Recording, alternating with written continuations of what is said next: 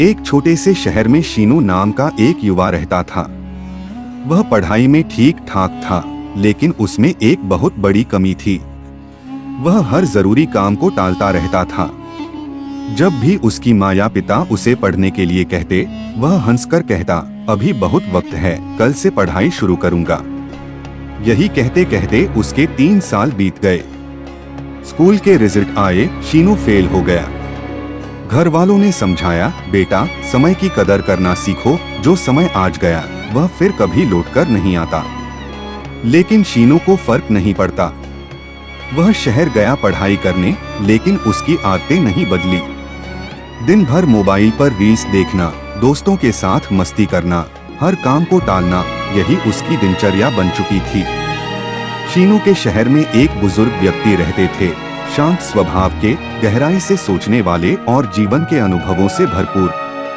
लोग उन्हें ज्ञान बाबा कहते थे। एक दिन शीनू ने तय किया, मुझे उनसे मिलना चाहिए, शायद मेरी जिंदगी बदल सके। वह बाबा के पास गया। बाबा पेड़ के नीचे आंखें बंद के ध्यान में लीन थे। शीनू ने सिर झुकाया और कहा, बाबा मैं हर जगह पीछे रह जाता हूँ। मेरे दोस्त मुझसे आगे निकल जाते हैं। मैं हार गया हूँ, कृपया मेरी मदद करें।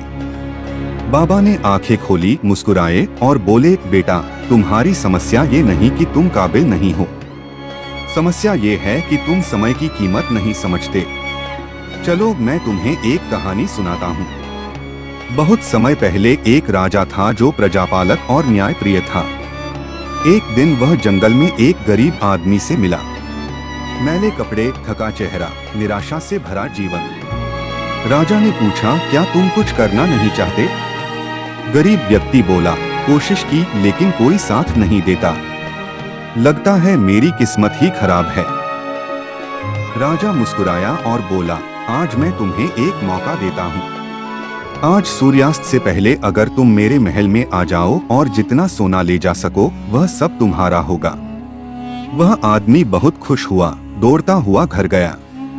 पत्नी को बताया, वह भी खुश हो गई और बोली, जल्दी जाओ कहीं देर ना हो जाए।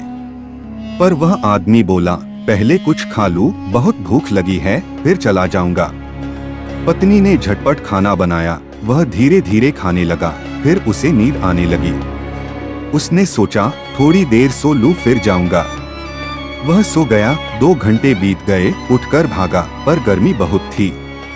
उसने एक पेड़ के नीचे विश्राम किया और फिर सो गया। 4 घंटे और निकल गए।